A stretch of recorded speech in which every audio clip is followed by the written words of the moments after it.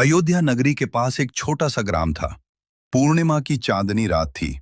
श्री राम की लीलाओं का नाटक देखकर लोग हंसते बातें करते अपने घर लौट रहे थे। तभी चौराहे पर एक जोर की पुकार सुनाई दी। हाय, मेरी पत्नी का सर्वनाश हो गया। वह विधवा हो गई। चिल्लाने वाला कोई साधारण व्यक्ति नहीं था। वो था भरत का एक धनी मित्र, जो अपने आभूषणों और रेशमी वस्त्रों से बहुत संपन्न दिखता था। उसके साथ दो सेवक भी थे, जो उसके रोने में उसका साथ दे रहे थे। लोग घबरा गए। एक वृद्ध ने पूछा। क्या हुआ? किसने अत्याचार किया? वह युवक और जोर से रोने लगा। मेरी पत्नी विधवा हो गई। इतने में वहां से हनुमान जी गुजर रहे थे। उन्होंने रुककर पूछा, वत्स, ये कैसी बात कह रहे हो? तुम तो स्वयं जीवित खड़े हो। लेकिन युवक रोता ही रहा। तभी वहां श्री राम पधारे। सभी लोग आदर से शांत हो गए।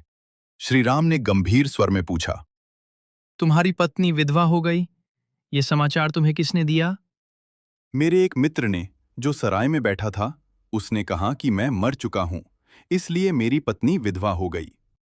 ये सुनकर सभी लोग हंसने लगे, पर श्री राम ने उन्हें रोक दिया। फिर श्री राम ने युवक से पूछा, तुम स्वयं को जीवित मानते हो? प्रभु, मैं आपके सामने खड़ा हूं, जीवित हूं।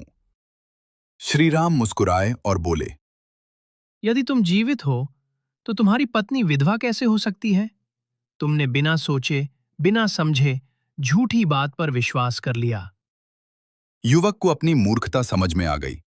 उसने प्रभु के चरणों में गिरकर क्षमा मांगी और घर लौट गया।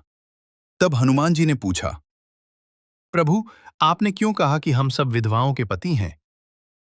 श्री राम बोले, जैसे ये युवक अपने अस्तित्व को भूलकर झूठे संकट में रो रहा था, वैसे ही संसार के लोग भी अपने सच्चे स्वरूप को भूल जाते हैं। अज्ञान के कारण वे दुख और भय में जीते हैं। जब मनुष्य स्वयं को भूल जाता है, तभी उसके सारे संकट जन्म लेते हैं। कहानी की सीख।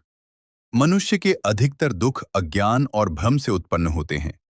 जब हम अपने सच्चे अस्तित्व और सत्य को पहचान लेते हैं, तो झूठे संकट अपने आप समाप्त हो जाते हैं। बिना सोचे समझे किसी बात पर विश्वास नहीं करना चाहिए।